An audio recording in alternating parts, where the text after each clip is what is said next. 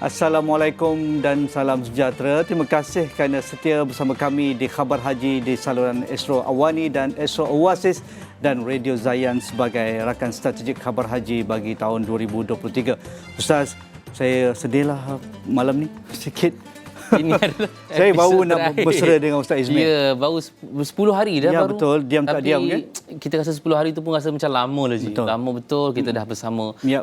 Nak sebutkan chemistry tu dah kuat dah. Dah masuk dah ni. Tiba-tiba hari dah ni lebih episod terakhir satu pula. tahap lagi.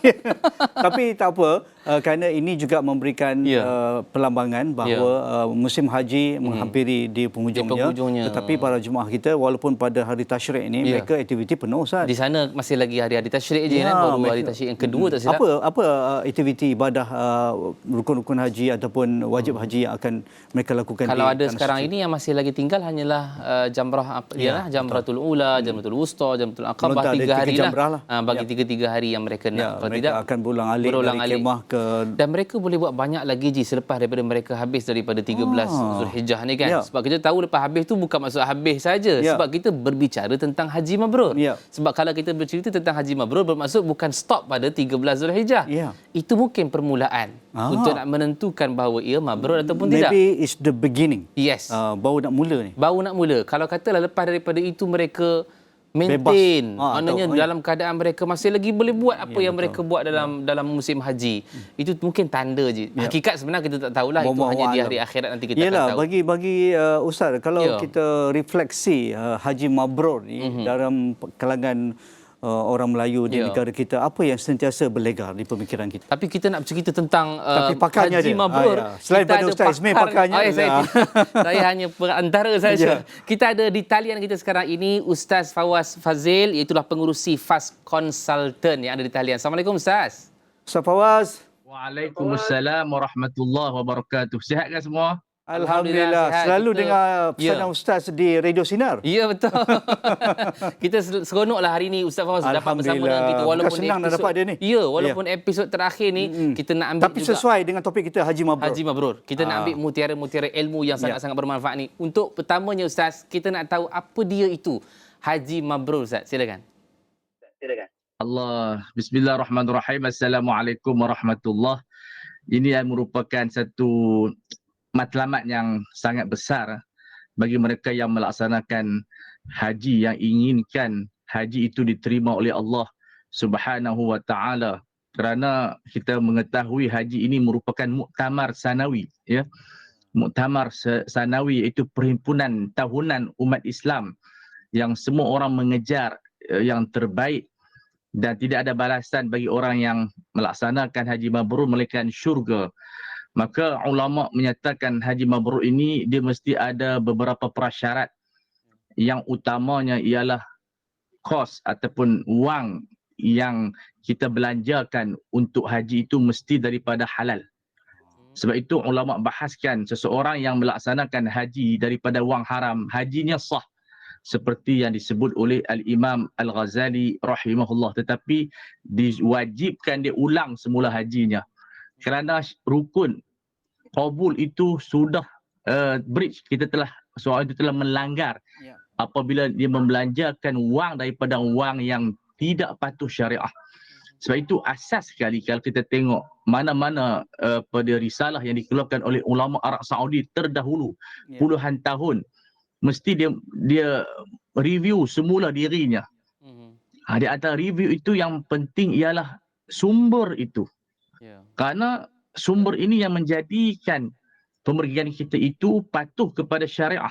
Itu yang asasnya. Sebab itu Allah Subhanahu wa taala tidak menerima ibadat apabila bercampur dengan perkara-perkara yang haram, melainkan Allah taala rahmati mereka. Itu di luar kawalan kita. Tetapi secara zahirnya barang siapa yang pergi haji dengan wang syubhat ataupun wang haram, sayugia kepadanya untuk mengulang haji yang semula walaupun dia telah mendapat hajjatul Islam. Itu merupakan syarat yang paling penting sebelum kita melihat kepada amal ibadat yang kita lihat dalam hadis Rasulullah sallallahu alaihi wasallam, man hajja walam yafsuq walam yarfuth.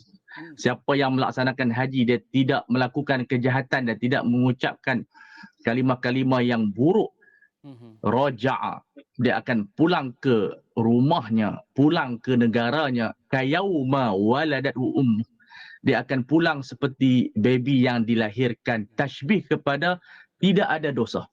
Ini merupakan perumpamaan yang sangat luar biasa. Dan haji ini sebenarnya menjadikan kita ini, kata ulama, membuka diary baru. Tak kira sebesar mana dosa mana pun, apabila kita mendapat haji mabrur ini, kita adalah orang yang membuka lembaran baru walaupun dosa kita setinggi gunung mana pun. Melainkan kita ada dosa kepada orang. Yang tu kita kena minta maaf kepadanya. Tetapi dengan Allah Azza wa Jalla, sebut sahaja semua dosa, insya-Allah kita dah menjadi baby. Maknanya kita menjadi fitrah, kita menjadi new person. Jadi haji mabrur itu yang pertama kita ulang semula, ia adalah berdasarkan kepada harta yang halal dan kita follow kepada sunnah-sunnah Rasulullah sallallahu alaihi wasallam yang asasnya tidak bergaduh. Fala rafata wala fusuqa wala jidala fil hajj. Itu asasnya. Dan kita lihat orang-orang di haji, kalau kita lihat cerita, untuk bergaduh itu cepat sangat. Sebab semua orang berebut, semua orang tidak tahan sabar, dan akhirnya itu akan mengurangkan mabrur.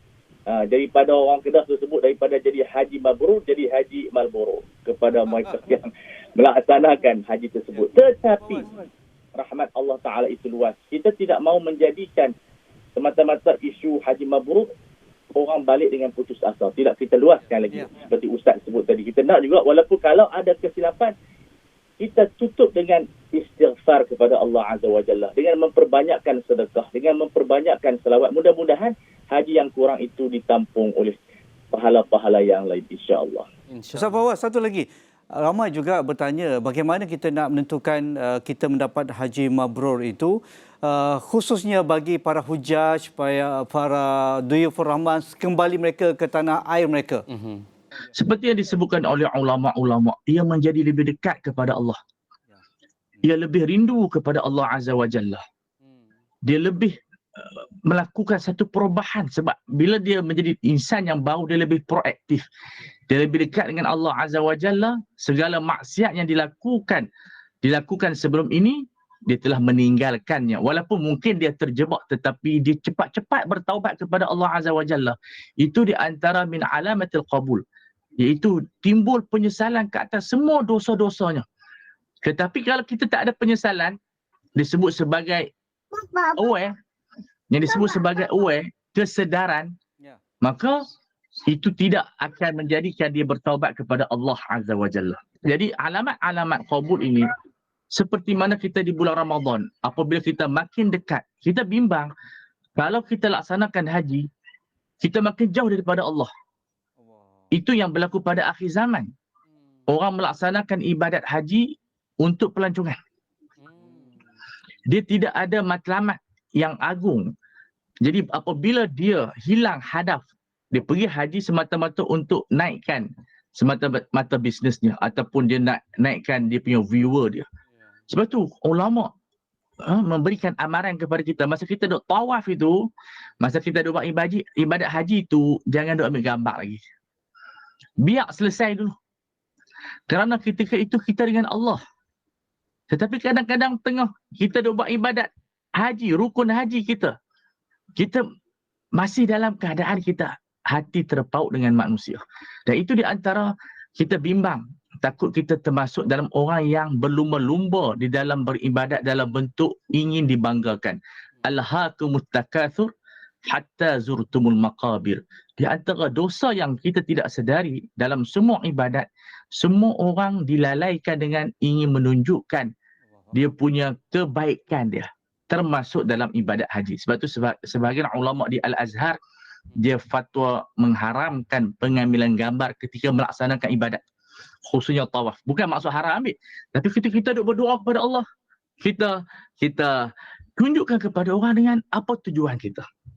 Pada waktu kita bersama dengan Allah Azza wa Jalla, maka di antara alamat kita mendapat haji mabrur, kita lebih suka menyembunyikan amalan kita. Itu di antara alamatnya. Baik, Ustaz. Oh, Saya kira menarik betul. Ya, sebab pencerahan satu Ustaz benda Fawaz. yang baru untuk kita perolehi supaya tidak mendapatkan perkara-perkara yang sia-sia lah untuk kita nak dapatkan perkara itu. Mungkin Ustaz sikit short and sweet 1 minute untuk pesanan-pesanan bagi bakal haji yang akan terpilih pada tahun-tahun akan datang. Sikit Ustaz, silakan. InsyaAllah pesanan saya kepada saya dan kepada semuanya ingin melaksanakan haji, yang pertama istikharah. Itu ramai orang lupa. Al-Imam Nawawi rahimahullah menyatakan adab sebelum kita bermusafir menunaikan ibadat haji, istikharah dulu. Supaya Allah Ta'ala bagi petunjuk kepada kita, tahun itulah yang terbaik dengan syarat umur kita panjang lagi lah. Kita tak ada sakit, kita masih muda. Sebab ramai orang kadang-kadang pergi haji tak istikharah. Al-Imam Nawawi rahimahullah dia menyebutkan ayyastakhirallah. Istikharah dulu, semayang 2 rakaat, minta petunjuk kepada Allah supaya kita pergi haji tahun ni dengan benar-benar keikhlasan, dengan benar-benar khusyuk, bukan ada tujuan yang lain. Itu persediaannya. Yang kedua, buatlah penabungan sebagai salah satu tindakan disunatkan. Penabungan yang mana kita menjana penabungan untuk kita sampai insya-Allah ke haji. Bukan penabungan, kena faham, bukan penabungan tambang saja. Penabungan untuk bil rumah, untuk pembayaran rumah, pembayaran kereta. Sebab kewajipan haji ni bukan tambang saja. Ia melibatkan nafkah anak bini kita, pembiayaan rumah kita, pembiayaan kenderaan kita. Barulah kita pergi haji itu dalam keadaan tenang. Jadi mesti ada kos-kos yang wajib. Selalu orang nampak kos haji itu 10,000, bukan 10,000. Dia 10,000 plus kepada rumah tinggal kita, kepada nafkah di bawah orang-orang yang di bawah jagaan kita. Itu persediaan asasi. Dan yang ketiga, belajarlah ilmu haji ini.